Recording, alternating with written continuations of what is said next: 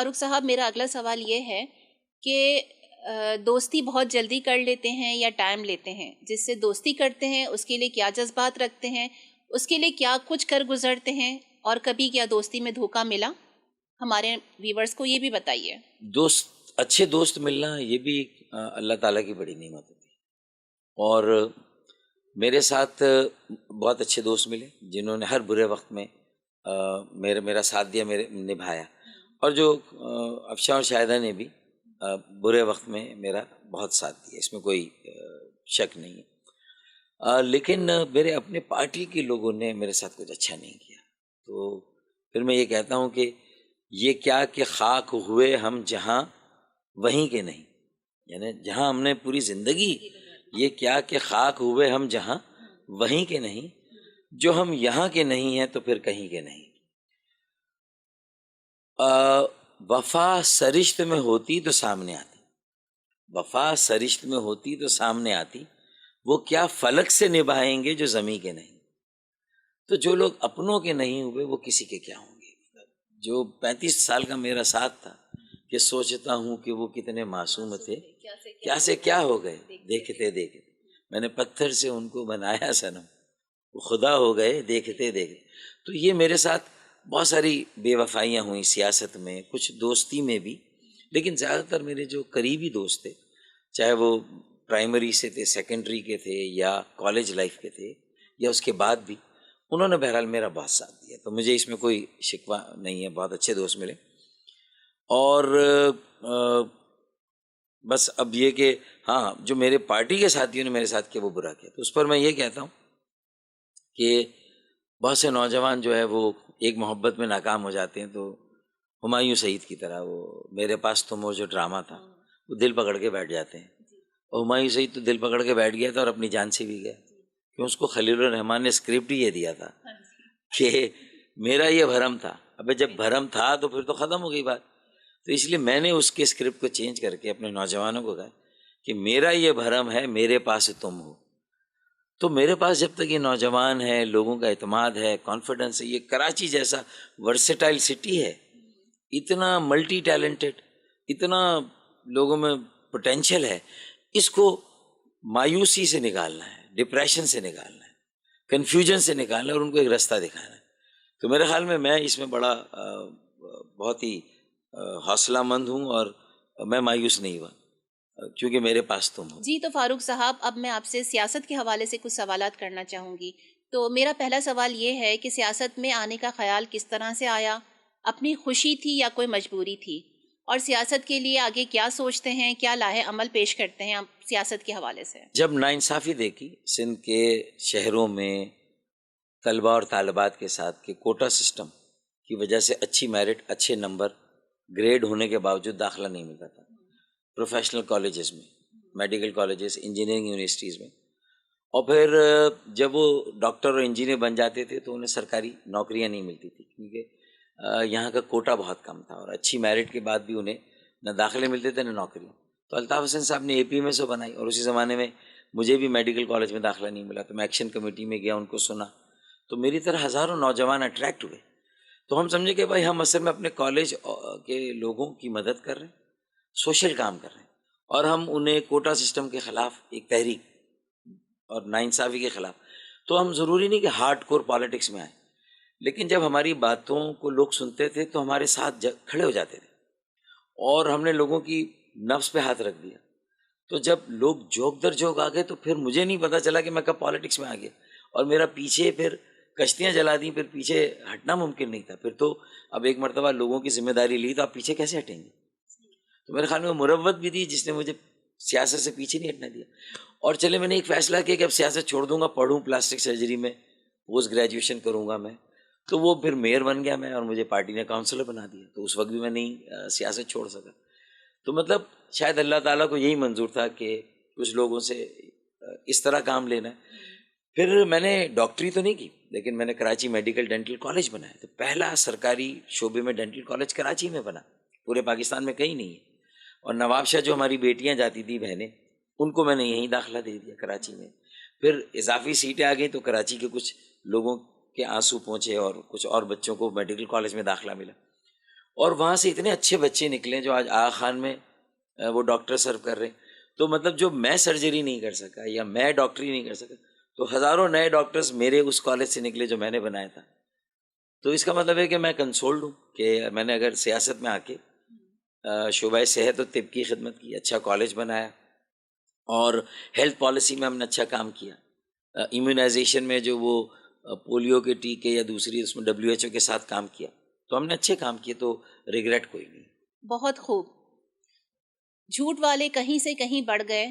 میں بیٹھا رہا اپنا سچ لے کر. سپریم کورٹ عدالت کی طرف سے ایک ریمارکس آیا کہ بکری چور جیل کے پیچھے ہے اور بڑے کرپشن کرنے والے آزاد گھوم رہے ہیں. تو کیا اس ریمارکس کے حوالے سے کوئی پیش رفت ہوگی یا نہیں ہوگی؟ اگر جو گلزار احمد شیخ صاحب جو موجودہ چیف جسٹس ہیں, ان کی لیگیسی وہ بہت زیادہ عوامی ایشوز پر, اور پھر کراچی پر بھی انہوں نے کافی سماعتیں کی, اور سرکولر ٹرین کا جو ہم مطالبہ کرتے رہے اس پر انہوں نے کافی صوبائی حکومت کو بھی لان تان کی, اور پھر میئر کراچی اور MQM کو کی بھی اچھی خاصی کلاس لی تھی, اور یہ کہا تھا کب جان چھوڑ رہے ہیں. تو میں سمجھتا ہوں کہ یہ بہرحال کسی ایک ادارے نے یہ اسٹیپ اٹھایا, اچھی بات ہے, جو ریاست کا ستون ہے. لیکن پھر میں گلزار احمد شیخ صاحب سے بھی گزارش کروں گا کہ 4 سال سے جو اختیارات کی لڑائی چل رہی ہے, MQM کے میئر, میں ان کی جو وسائل تھے, جو اختیار تھے, اس میں بھی کام نہیں کیا. لیکن یہ بات بھی ان کی صحیح ہے کہ ان کے پاس وہ اختیارات نہیں تھے جو ہونے چاہیے, جو مصطفیٰ کمال کے پاس تھے. وہ وسائل نہیں تھے جو مصطفیٰ کمال کے زمانے میں مشرف نے دی. تو اس کے لیے میں ان کے ساتھ تھا, MQM کے ساتھ تھا. تو اس پر میری ایک پٹیشن ہے 140A کی انٹرپریٹیشن کی آئین کے. تو گلزار احمد شیخ صاحب کو میں ان کی ذمہ داری بھی یاد دلاؤں گا کہ اس پٹیشن پر مجھے بلائیں, میرے وکیل کو بلائیں. پھر اسد عمر نے بھی ابھی ڈالی ہے, تو ہمیں بلا کے سنیں اور یہ جھگڑا ختم کر دیں کہ اختیارات بلدیات کی کیا ہے, شہروں کی کیا ہے, اور صوبے کے کیا ہے. صوبے نے سارے اختیارات غصب کیے ہوئے, وہ اختیارات واپس مل جائے, اس کی تشریح سپریم کورٹ کر دیں تو مسئلہ حل ہو جائے گا. تو جہاں سپریم کورٹ یہ ساری اچھی باتیں کر رہی ہیں, وہ ان کی ذمہ داری میں بھی ایک پٹیشن ہے, وہ بھی نمٹائے ہوئے, تو اس سے بات اچھی ہو جائے گی. دوسرا میں نے جو کنسنسس کی بات کی کہ کوئی ایک پارٹی ملک کو نہیں چلا سکتی, کوئی ایک پارٹی کراچی کو نہیں چلا سکتی, تو یہ ساری پارٹیاں اپنے ذہن سے یہ خناس نکال دیں کہ ان کا میئر آئے گا. ان کو مل کر ایک نوجوان کاؤنسل اور نوجوان میئر کو لانا, اپنی اپنی پارٹی میں اچھے لوگوں کو ٹکٹ دیں, نوجوانوں کو ٹکٹ دیں. میں بھی اپنے گروپ کے ساتھ, اگر MQM مجھے مل گئی تو خالد بھائی اور میں مل کے اچھے امیدوار دیں گے, 35 سال سے کم عمر کے دیں گے. اگر خالد بھائی نہیں سمجھے تو پھر میں اپنا گروپ بنا کے, چاہے وہ حقوق شہری سندھ موومنٹ ہو یا سندھ اربن موومنٹ ہو, یا کوئی بھی بنا کے گروپ بنا کے ہم اچھے UC کے امیدوار دیں گے انشاءاللہ, اور ایک اچھا میئر کراچی کو دیں گے انشاءاللہ. کہتے ہیں کہ موسیقی روح کی غذا ہے. کوئی ایسا گانا یا غزل جو آپ کے دل کے بہت قریب ہو؟ دیکھیں, آدمی گنگناتا صرف اپنے لیے ہے. اگر وہ گویہ ہے تو پھر تو سب کے لیے وہ گائے گا, گلوکار ہے, فنکار ہے, تو سب کے لیے گائے گا. تو مجھے بھی تھوڑا سا حجاب ہوتا ہے, کیونکہ میرے جو فینز ہیں وہ کہتے ہیں کہ فاروق بھائی آپ کوئی غزل سنا دیا کریں, بلا وجہ سر کی ٹانگ مت توڑا کریں. تو میں پھر بہانہ کرتا ہوں میرا گلا خراب ہے تو میں گنگناؤں گا نہیں, آپ کہیں گے تو میں کوئی غزل سنا دوں گا آپ کو. تو دیکھیں, میں یہ سناتا ہوں جو پاکستان کی تاریخ کو, اور جو انڈیا کے مسلمانوں نے قربانیاں دی, پاکستان بنایا, پھر مشرقی پاکستان میں بنگلہ دیش بننے سے پہلے قربانیاں دی, اور آج پاکستان میں بھی بے سر و سامانی میں اور عام مظلوموں کے ساتھ مل کے وہ پاکستان کو ایک بہتر پاکستان بنانا چاہ رہے ہیں. تو میں اس کے لیے یہ کہوں گا کہ منظر کے پیش و پس کی خبر کس کے پاس ہے. یعنی وہ نظر جو لوگوں کی تھی, ویژن, وہ ہے ہی نہیں آج ہمارے پالیسی لیول پہ, کہ منظر کے پیش و پس کی خبر کس کے پاس ہے, دیدہ ورو بتاؤ خبر کس کے پاس ہے. تو سب پوچھ رہے اب کیا ہوگا آگے, یعنی کسی کے پاس آگے کا کوئی نہیں ہے کہ یہ PDM کامیاب ہوگی, عمران خان جو ہے 5 سال پورے کرے گا. لوگوں میں کنفیوژن ہے. تو منظر کے پیش و پس کی خبر کس کے پاس ہے, دیدہ ورو بتاؤ نظر کس کے پاس ہے. منزل اور منزل نشی کون ہوا کچھ بتاؤ تو, اور منزل نشی کون ہوا کچھ بتاؤ تو, میری مسافتوں کا ثمر کس کے پاس ہے, میری مسافتوں کا ثمر کس کے پاس ہے. ہجرت کے بعد ذہن میں ابھرا ہے یہ سوال, ہجرت کے بعد ذہن میں ابھرا یہ سوال، تھا جو میری اساس وہ گھر کس کے پاس ہے، تھا جو میری اساس وہ گھر کس کے پاس ہے. اور آخری شعر ہے کہ میں تو کھڑا ہوں دستار لے کے، میں تو کھڑا ہوں فصیل پر، دستار لے کے میں تو کھڑا ہوں فصیل پر، پہنے گا کون اسے، سر کس کے پاس ہے. تو سوٹیبل امیدواری نہیں جس کے سر پر یہ دستار پہنائی جائے، وہ لیڈرشپ ہی نہیں ہے پاکستان میں. تو ہمیں اچھی ٹیم، اچھے لوگ لانے ہیں، اچھی قیادت لانی ہے. عمل سے زندگی بنتی ہے جنت بھی جہنم بھی، روٹی کپڑا اور مکان چاہتا ہے ہر انسان. تو جنہوں نے وعدے کیے تھے روٹی کپڑا مکان دینے کے لیے، وہ اپنی عیش و عشرت والی زندگی میں اتنے مصروف ہو چکے ہیں کہ غریب لوگوں کی آواز ان تک نہیں پہنچتی ہے.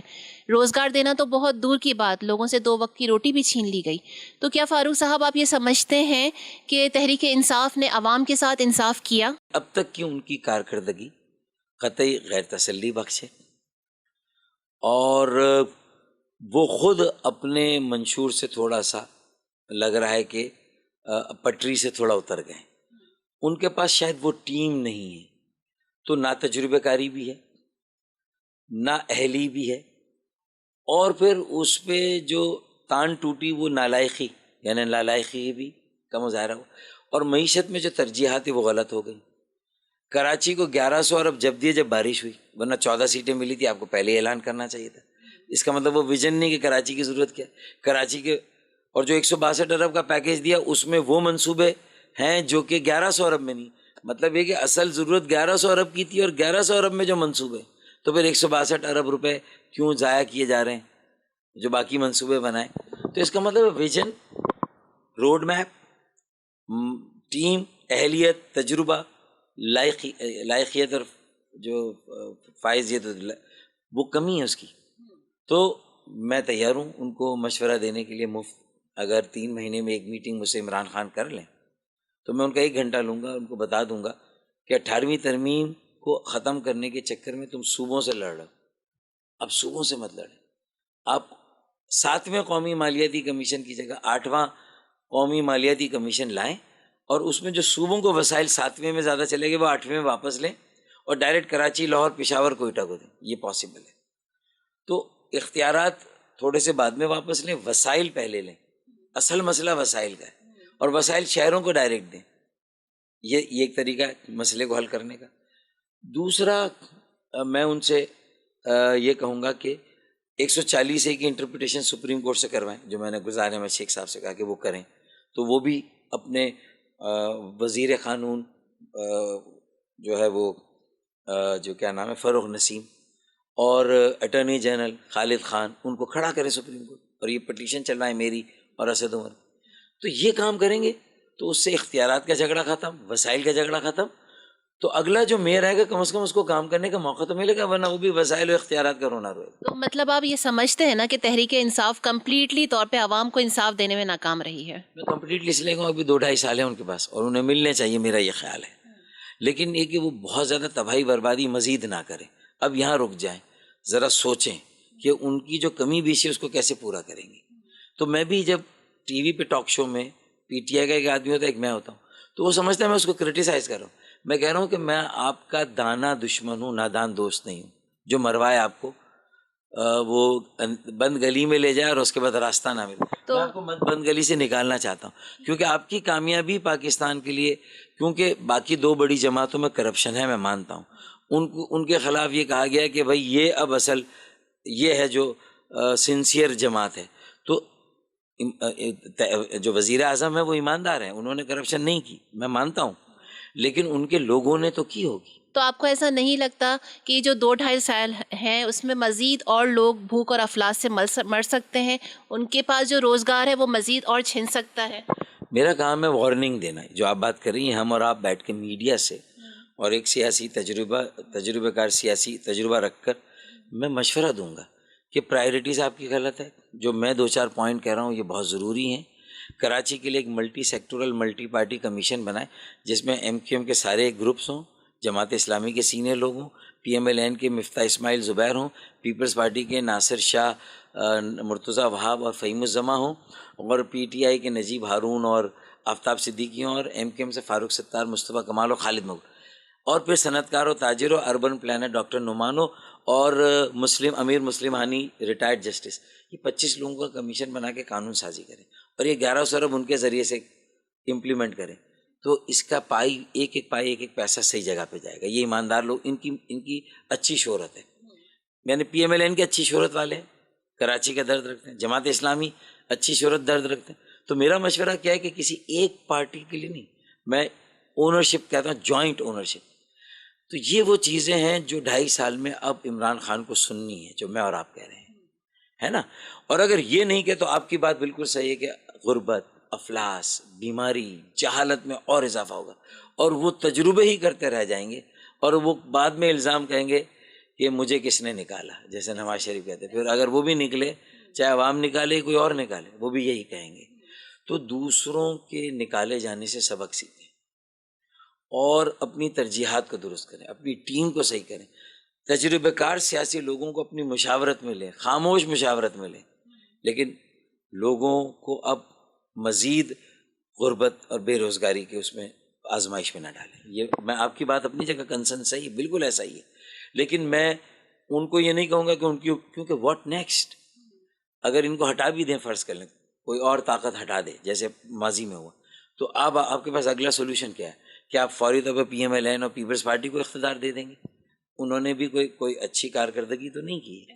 تو اس کا مطلب آپ کو موقع دینا ہے کہ ملک میں اچھے لوگ، نئی لیڈرشپ آئے، چاہے وہ پی ایم ایل این میں بھی آئے، چاہے پیپلز پارٹی میں بھی آئے، اور پی ٹی آئی میں بھی آئے، اچھے لوگ آئیں، ان کے لیے راستہ بنے، وہ آئیں اور بلدیاتی انتخابات صحیح ہوں اور ان میں نئی لیڈرشپ، نئے لوگ آئیں، تو آپ یقین مانیں کہ پاکستان محفوظ ہاتھوں میں جائے گا، اور ہمارا اور ہمارے نوجوانوں اور غریبوں کا مستقبل تابناک اور روشن ہوگا اور محفوظ ہوگا انشاءاللہ.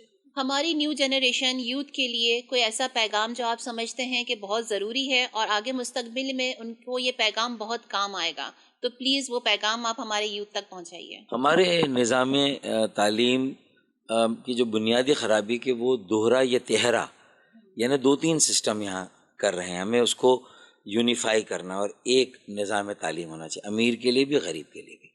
اس کے لیے وسائل کون دے گا؟ حکومت دے گی، اور حکومت کو اپنی ترجیحات میں جی ڈی پی، ملک کی قومی مجموعی پیداوار میں 5% تعلیم پہ رکھنا ہوگا. صوبے اور وفاق کو اپنے بجٹ میں ملا کر ابھی 1% بھی تعلیم پر نہیں آ رہا، صحت پر بھی 1% نہیں آ رہا. تو تعلیم اور صحت بنیادی ضرورتیں، یہی سوشل ڈیولپمنٹ کی بنیاد رکھتے ہیں. اسی میں انسانی وسائل کی ترقی، ان کی ووکیشنل ٹریننگ. آپ انسانوں کی ترقی، ان کے فن، ان کے ہنر، ان کی صلاحیتوں کو نکھارنے کے لیے ان پر سرمایہ کاری کریں، ان پر پیسہ خرچ کریں، تعلیم پر پیسہ خرچ کریں، لائبریریاں بنانے پر، لیپ ٹاپ دینے پر، ان کو ہر طرح کی سہولت دینے پر. اگر یہ، اور بالکل ونسٹن چرچل نے دوسری جنگ عظیم میں یہ کہا تھا کہ بھائی ہمارے تعلیمی ادارے عالمی جنگ کے باوجود بھی چل رہے ہیں، ہماری عدالتیں چل رہی ہیں، تو ہمارا مستقبل محفوظ ہے. تو میرے خیال میں ایجوکیشن ہماری پہلی پرائیورٹی ہونی چاہیے، ہماری دوسری پرائیورٹی بھی ایجوکیشن ہونی چاہیے، اور تیسری پرائیورٹی بھی ایجوکیشن ہونی چاہیے، چوتھی پرائیورٹی پہ کوئی اور آنا چاہیے. تو یہ اگر ہم کر لیں اور اس میں صحت اور انسانی وسائل کی ترقی کو شامل کر لیں، تو آپ یقین مانیں لوگوں کو ہم امپاور کر دیں گے. اور knowledge based, education based economy, یعنی ایجوکیشن سے ہی معیشت کا راستہ، روزگار کا راستہ بھی ایجوکیشن سے نکلے. انڈسٹری اور ایجوکیشن میں کولابریشن ہو کہ ہمارے یہاں جابس کون سے چاہیے. ایک گریجویٹ نکل رہا ہے بلا وجہ کا پڑھ کے، وہ فن خان بنتا ہے ماسٹرز کر کے، اس کی کہیں پر جاب ہی نہیں اس کے لیے. تو جاب کون سی ہے، فیوچر کس شعبے میں ہے، وہاں پر بھی ہمیں ریلیٹ کرنے کی ضرورت ہے. تو یہ بنیادی خرابیاں وہ ٹھیک ہونی چاہیے. تعلیم، پھر پرائمری تعلیم، سیکنڈری تعلیم بلدیات کو جانی چاہیے، ڈیوالو ہونی چاہیے، صوبے سے نیچے جانی چاہیے، کالجز بھی جانے چاہیے، صوبے کو تھوڑا پروفیشنل تعلیم دیکھنی چاہیے، اور وفاق کو ریسرچ دیکھنی چاہیے، اور انٹرنیشنل ایجوکیشن کو کولیبریٹ کرنا چاہیے. اگر سب اپنا اپنا کام کریں اور بانٹ لیں تو یہ ذرا نم ہو تو یہ مٹی بڑی زرخیز ہے. ساقی، اپنی فیملی کے ساتھ سیر و تفریح کے لیے کس طرح سے ٹائم مینیج کرتے ہیں، اور اپنی فارغ اوقات میں آپ کی کیا ایکٹیویٹیز ہوتی ہیں؟ دیکھیں، سال میں ایک مرتبہ امریکہ ہم چلے جاتے ہیں اور بچے ہمارے آ جاتے ہیں، تو وہ ہمارا کوالٹی ٹائم ہوتا ہے. ہم باہر جا کے ناشتہ بھی کرتے ہیں، کبھی رات کا کھانا باہر کھا لیا، کبھی ایسے بیچ پہ جا کے ہم بیٹھ گئے، اور کوئی بھی، یا امریکہ گئے تو وہاں کوئی کسی بڑے پارک میں چلے گئے، کسی میوزیم میں چلے گئے. تو وہاں بچوں کے ساتھ اور فیملی کے ساتھ بہت اچھا کوالٹی ٹائم ہمارا ہوتا ہے. تو ایک تو وہ ہے. دوسرا دوستوں کے ساتھ ہر 3 ماہ میں ایک غزل کی اور مشاعرے کی محفل کر لی اور بچپن کو یاد کر لیا اور اس میں چلے گئے. تو وہ ہمارے اسٹریس کو بھی ریلیز کرنے کے لیے ہنسی مذاق کر لیا. تو اس طرح بڑا کام چلتا ہے. ہاں فرینڈس. ہاں اور اس میں پھر ہمارے فیملی فرینڈس بھی ہیں. تو افشا میں اور میرے دوستوں کے جو دوست ہیں ان کی وائفز اور ہم سب بیٹھ جاتے ہیں. تو ایک ہمارے اچھے گروپس ہیں وہ کر لیتے ہیں. جی تو فاروق ستار صاحب آپ کا بہت بہت شکریہ. آپ نے اپنا قیمتی وقت ہمیں دیا, سیاست کے حوالے سے اپنی زندگی کے بارے میں ہمیں بہت کچھ بتایا. جی تو ناظرین, آپ نے فاروق ستار صاحب کی زبانی سنی, ان کے احوال زندگی. اور اب اپنی میزبان نرگس میمن کو اجازت دیجیے. اپنا بہت خیال رکھیے گا. اللہ حافظ.